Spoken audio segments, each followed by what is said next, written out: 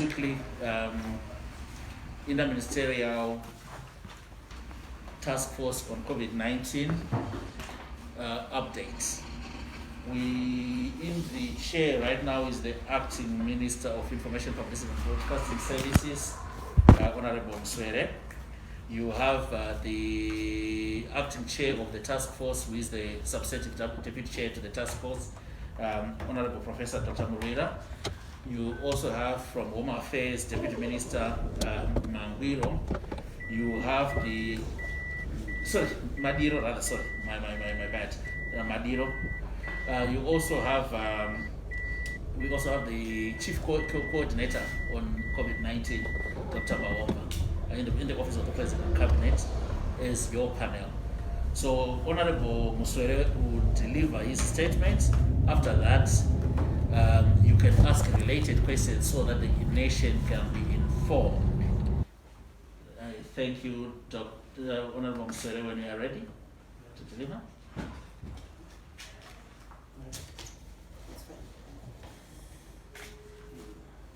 Afternoon, members of the Fourth Estate. Good afternoon. Fellow Zimbabweans, we address you on the 9th day of our national lockdown that was pronounced in an effort to curb the spiraling number of COVID-19 infections. It is now evident that there is need for national discipline and self-prudence as we wage a war against this invisible enemy. As many observers have noted in the past few weeks, for many of us, the pandemic continues to hit much closer to home as we are losing close family members, friends, colleagues, neighbors, workmates, and acquaintances. We cannot afford to have a lackadaisical approach in this fight, as it will annihilate us all. Ladies and gentlemen, comrades and friends, whilst the generality of Zimbabweans have conducted themselves very well, it is quite disturbing that there are individuals who are wantonly disregarding the dictates of the lockdown regulations, thereby unnecessarily putting many lives at risk. This kind of behavior is deplorable and must be condemned. Fellow Zimbabweans, it is imperative that we all act responsibly if we are to survive the onslaught, as this reckless behavior threatens to jeopardize our very own existence. Consequently, the COVID-19 National Task Force had a meeting yesterday, the 12th of January 2021, to review the situation pertaining to the resurgence of COVID-19 infections.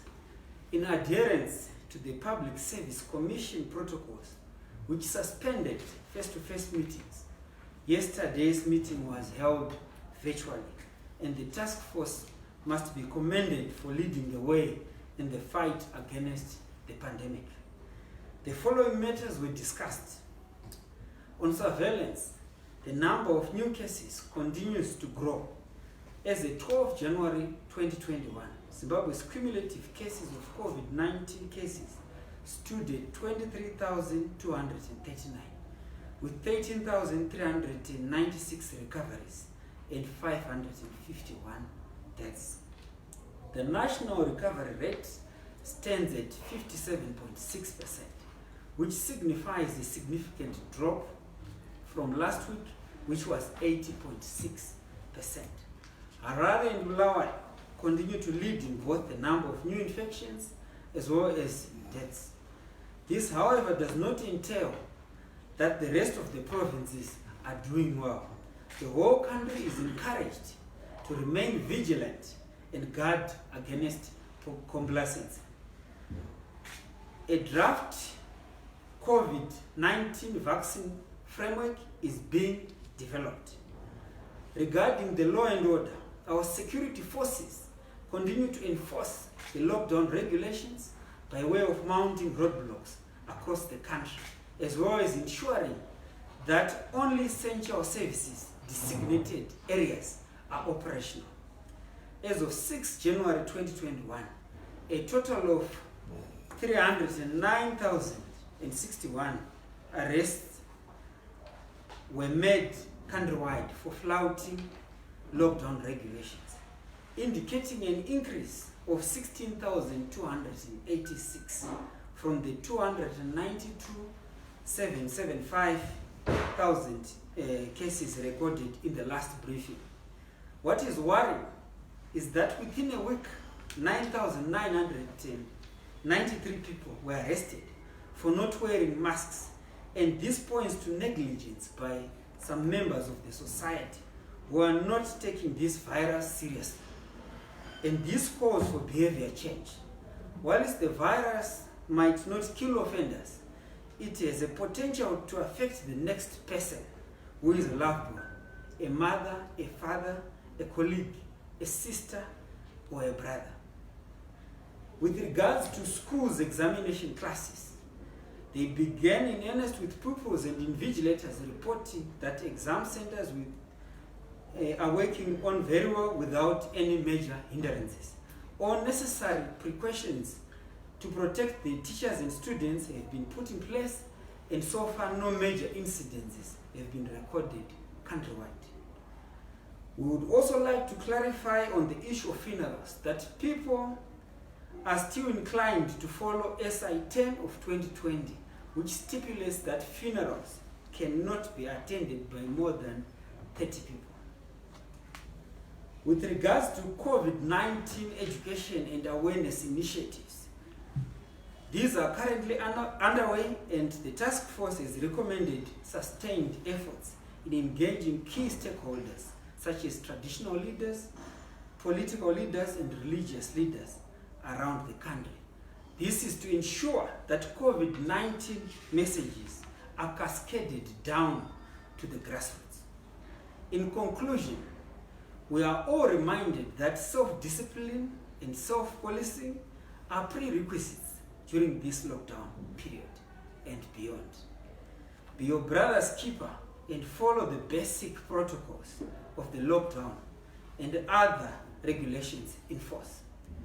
It will be important to take heed of the wise counsel from the acting president, Comrade K.C. Dimwa Hadi, who yesterday during the burial of the late national hero Brigadier General Moyo at the National Hero Sector implored the nation to be vigilant when he said, "We are cognizant as a nation of the importance of the prevention of the spread of this virus by strict observance of the restriction regulations and the World Health Organization protocols of frequent hand washing with soap or sanitizer, proper wearing of masks, social distancing, and staying at home unless it is absolutely imperative for one to leave their home."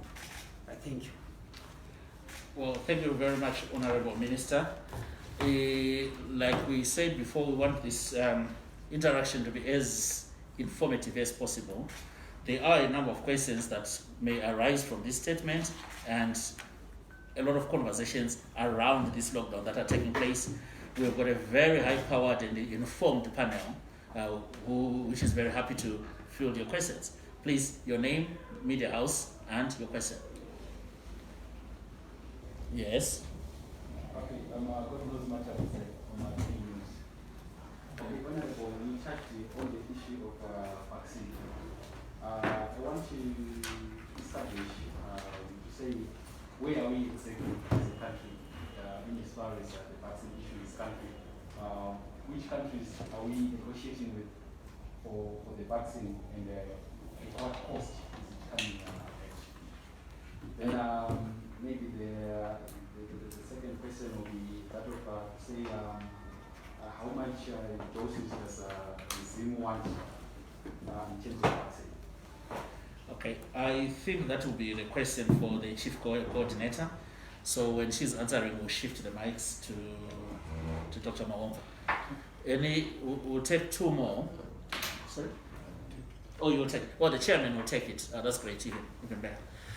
Okay, so that will be a question for the chairman. But let's before you shift, let us take a couple more questions. Yes, Sly. Robert from Sly. I want to find out what is the situation of ventilators in hospitals, because we have seen on a couple of occasions where relatives are running around looking for ventilators. Is it the prerogative of the relatives to do that? Are hospitals copy? So the actual question is that, what is the situation with ventilators in hospital? Thanks. Last question on this in this round. We've got the vaccine question. We've got the ventilators question. Any other question? Yes, daily news again. Maybe what would be the strategy? It's a follow-up again to the vaccine question. What would be the strategy in rolling out the vaccines? Okay, it's a vaccine question. Okay, that's fine. Honorable Chair, I think the questions are to you. The first one on the vaccines and the ventilators, I think between you and Dr. Mahon. Both questions are between me and Dr. Mahomba, but I will Do your part. I will take first.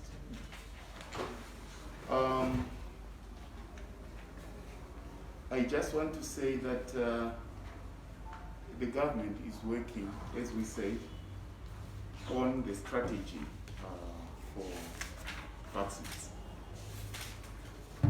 So we are undertaking strategic work on vaccines to have a technical framework and a plan that is being developed. This plan will tell us how and what vaccine we will get. So I think I just have to say that wait for the space and the details will unfold. And just to say that also vaccines are not like cough medicine. They are complicated. And this complication is the one that makes us make a technical framework as well as a plan for that. It's only after that that we can talk about where we will get, what kind of vaccine we'll get, and what is the rollout plan. In the meantime, what is very important and what the nation must know is that the best medicine is to mask up, it is to wash your hands with soap, it is to sanitize, it is to social distance, it is to stay at home. It is very important for us to know as a nation that even those countries that have started with their vaccines, for example, like the UK, is under very strict lockdown, which is basically telling us that it's not the only remedy that we have. The best remedy that we have is to avoid having the virus. As we have said, the virus does not have a car, it does not have wings, it does not have legs. It moves in people. And it's the people that must behave. So it is very important, therefore, that we send the correct message. If you catch this virus, we will either survive or we die. There is no medicine for it that we know. However, our health personnel, our excellent health personnel, are devoted to managing this disease in the best way they can. But the best message is, please don't get it. Please, if you get it, then we take care of you. But the best thing, don't get it. So the discussion should be around this kind of awareness so that we don't give each other false hope. We know people are dying. In the countries, you know the statistics. You know the people that say they have got the vaccine are dying in thousands and so forth and so on. It then tells you that if you read in between the lines, it means we are in the woods right in the middle of the woods. And as Zimbabwe, so far we have managed, and we've managed very well. But we can do better than this by removing complacency and by removing the false promise that there's a medicine. It is very important to say that. The specific question about ventilators in hospitals, as far as we know, the government is trying by all means to make all necessary facilities available to its population. We know that we have a potential of about 400 beds, for example, at Parerenyatwa, for example. And we are working on making sure that nurses and health personnel are available and are catered for in those red zones. I am not aware of particular cases, which might be unfortunate cases, where people might have been sent away somewhere, but we have to look at it and get the details. But our inclination, it is very important to know what is the inclination of this government. The inclination of this government is to protect the lives of the people of Zimbabwe in the best way we can. And we can only do that together as a people. And it is at this time that we have to know that there is no you, there is no me, there is us. And it's that us which is very important. Because sometimes we end up saying, oh, but they didn't do this, but if you ask you a question, what did you do yourself? This is your country. So it is very important that our narrative is towards protecting the Zimbabwean. Because Zimbabweans are living people. If they are dead, I don't know who is Zimbabwe. Because Zimbabwe is us. If it happens that we are all dead today, and the person who come tomorrow, do you know, do you think they'll call this Zimbabwe? No, they will call it their name because Zimbabwe itself is dead. It's us. So it is very important that we coin our narrative towards the protection of the people of this country. And to tell the people of this country the truth that this virus kills. This virus is very virulent. This virus can be protected by knowledge. Knowledge of social distancing, knowledge of sanitization, knowledge of staying at home. It's very important. I really thank you for asking these questions because they enable us to start a discussion on what we have to really focus on. Because sometimes you get a message which says, this person has been stopped, that person has been stopped, but they wanted to go. Go away. It's better they go home. It is very important that we don't start talking about relaxing this, relaxing that. Let's talk together as a nation about tying this, tying that, tying that, tie that, so that this country is safe. And it's that safety that these people of this country have to be looking at. I think I've clarified the issue of vaccine before, because I'm not talking about vaccine now. I'm now trying to clarify the issue about how we have to approach this whole problem and how we will succeed. I know we will succeed, but the precondition is we have to tell each other the truth as a nation, that the best protection lies with you, lies with me, lies with every one of us. And that may basically also means that the equipment that is at hospitals will be put to good use, and the government will try to protect everyone and make all instruments available. If they are dealing with the issues that might have occurred at one place or another, I think those ones can be reported and dealt with accordingly.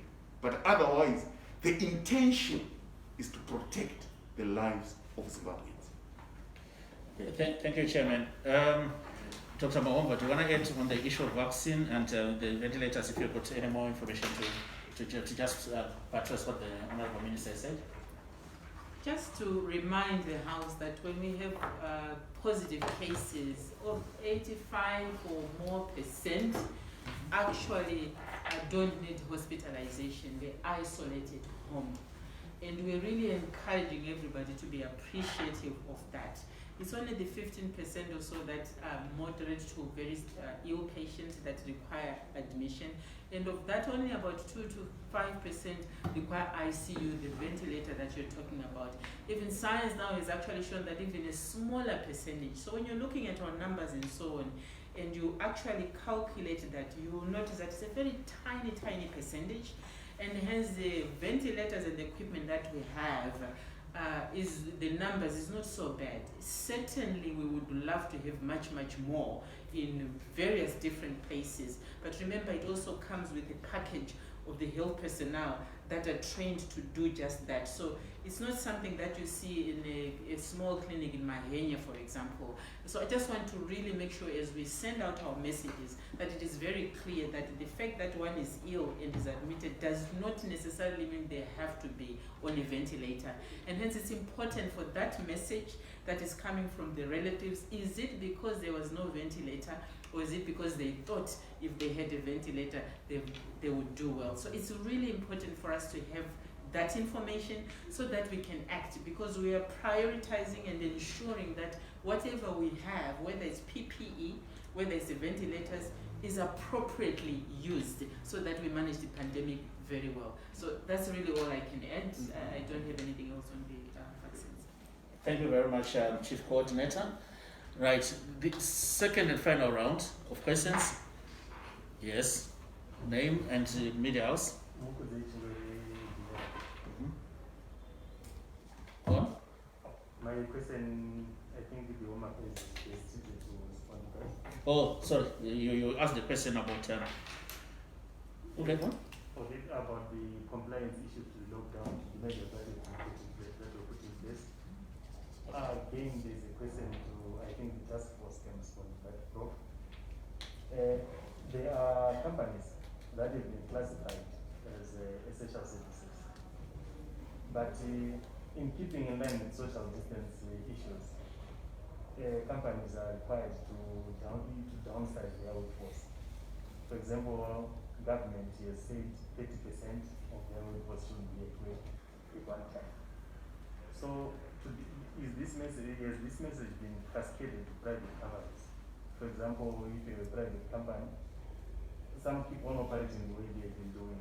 What's the situation for private companies? Then maybe to task force again, I think the chief coordinator.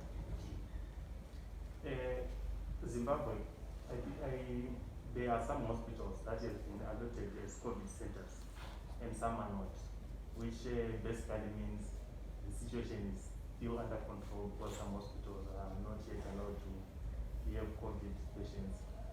Of those allotted to COVID patients, how many patients can we admit at the moment?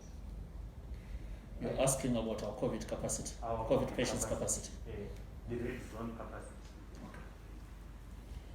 Thanks, Mkudze. Any other takers? I wasn't very clear about your. So I wasn't very clear about your law and order or home affairs question. Okay. I maybe the panel did understand it, but I know you spoke about the companies. They need to scale down. The companies for the task force. Right. Then the home affairs, what did you say? The home affairs, there is a complacent problem. There is a adherence problem to the containment measures that Sure. are in place. For example, if I'm told I'm not an essential service, if you go in town today, you'll find many people who are not essential services. They're in town. People are not adhering. So people are gallivanting. Pretty much. So I think I need to rephrase it. Yeah. Just narrate. Yes. Sure, But the make it problem sharp. might be, the problem might we are seeing so many people in town. Sure. So maybe those people are essential services. Because I have never went to them and said, can I see your papers? So what's your question? So if those people are really essential services that are accessing towns and public places, is there, I think there is a need maybe to redefine the essential service part. Because the experts are saying the people that are coming into town are too many, for example. Okay, so let's rephrase your question for the sake of everybody. So you want to know why there are so many people still around town when we're in a lockdown. I think that's the short version of it. So, but I thought maybe the minister would say, those people are essential citizens. Let's assume. No, so let's not try to predict what you will say. So there are too many people at the moment in town. What is the problem? I think if that captures your question, take ownership of it. Okay, then if you follow up, if there's a follow up, right? And the final, last, yes, John. John Manzongo from the Herald. We have noted that in residential suburbs, there is no lockdown to talk about. People are walking freely without even wearing masks, like in residential areas, high density or low density. No, that's a yes, yes. Okay. Thank you very much. First question, Chair. It's a question on companies. Yes, companies. Are they supposed to scale down too? Because government has scaled down to 30%, and it seems like they're still keeping their staff complement. What we are basically saying is that the standard operating procedures at a workplace are very clear in terms of ensuring social distance, in terms of screening to make sure that people's temperatures are taken, and so forth. All those issues are very clear in terms of what has to be done. If it's an essential service, and that essential service is following the law, there is no problem. Our issue is to make sure that people are following the law. Government has done its leadership, especially the Public Service Commission, and I think they've even scaled down to 15% at this moment. Because it is important that we can achieve those objectives of containing the virus. I think that's one of the most important things. And companies, of course, that don't comply with the rules, the law will take its course. I think the Honorable Minister of Home Affairs will be able to tell you that we police things. But the most important thing is never to be policed about your own health. It is important that we take care ourselves. So we are saying it's important that people take care of the regulations, because these regulations are not meant to punish. Because people end up saying, yeah, restricting our freedoms. I don't know what kind of freedom it is, freedom to kill. Because I don't know whether it's classified as freedoms when you look at it. Freedom to infect people, I don't know whether it's in the class of that. So it's the issue of just trying to make sure that we are safe. I'm not too sure about people who are in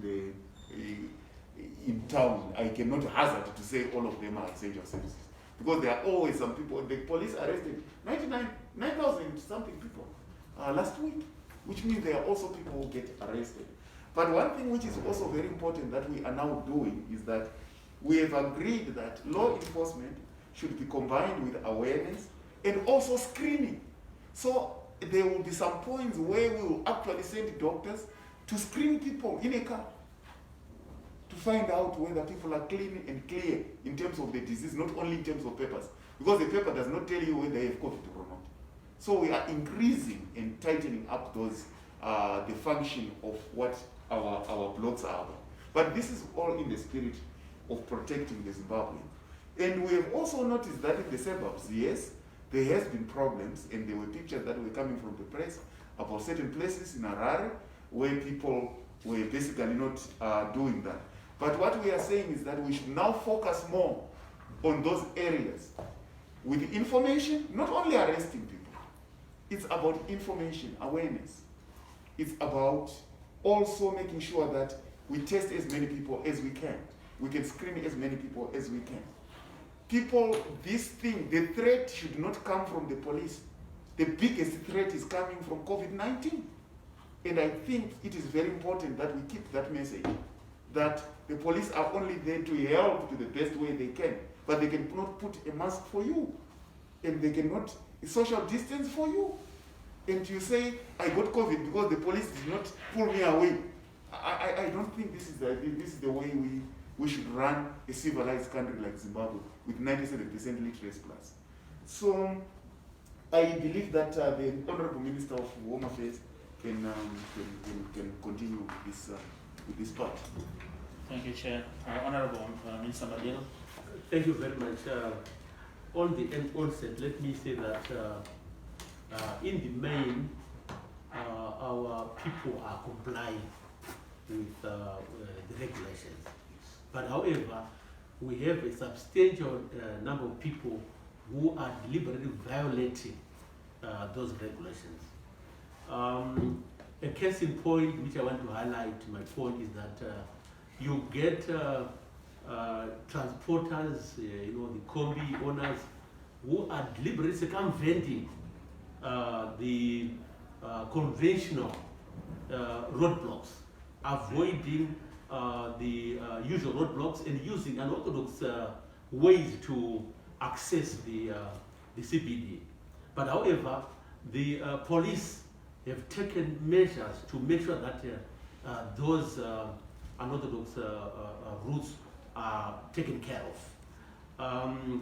I want to also highlight that in the locations, you have a situation whereby beer outlets, it's a cat and mouse business with our forces, whereby if our officers monitor such places, and the moment they leave, the owners of those businesses open to patrons. But however, what we have done is that we have shifted the focus from the patrons to the supply side with the owners of the business themselves, so that they we make sure that they don't provide or they don't supply a beer. And let me also underline what Professor already said, that nowhere in the world would we ever have a successful policing operation without the cooperation of the citizens themselves. And this is critical, that our own people, starting with each individual, they must protect themselves against this pandemic, because it's a sure disaster that besides affecting yourselves, you affect others.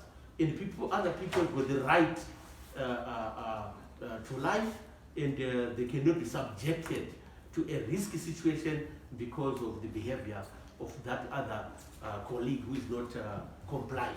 So let me say that the police is very much alert, and we will continue to be vigilant and to make sure that we suppress it with the cooperation of the people.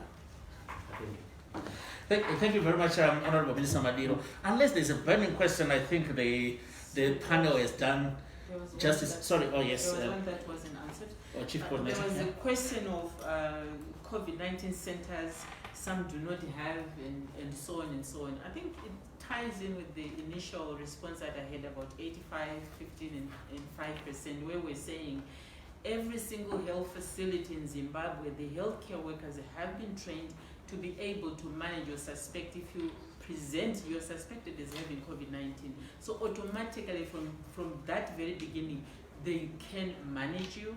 It's the issue of those critically ill, severe patients that need the ICU and so on. So every single health facility, every district is able to actually isolate and manage at the beginning and know how to refer, what to advise, and so on. So I think the concept of us always thinking of ICU as the place that manages COVID-19 is really what is misleading most of our people, who then think, I went to a facility, they don't have a COVID facility, therefore they can't manage me. That is not quite true. Thank you. Thank you, Chief Coordinator. I think well explained. I would like to express gratitude to the panel, which has really tackled your questions, and please go and write it well. This is our country, and make sure the nation is informed. I thank you. We are adjourned. Thank you.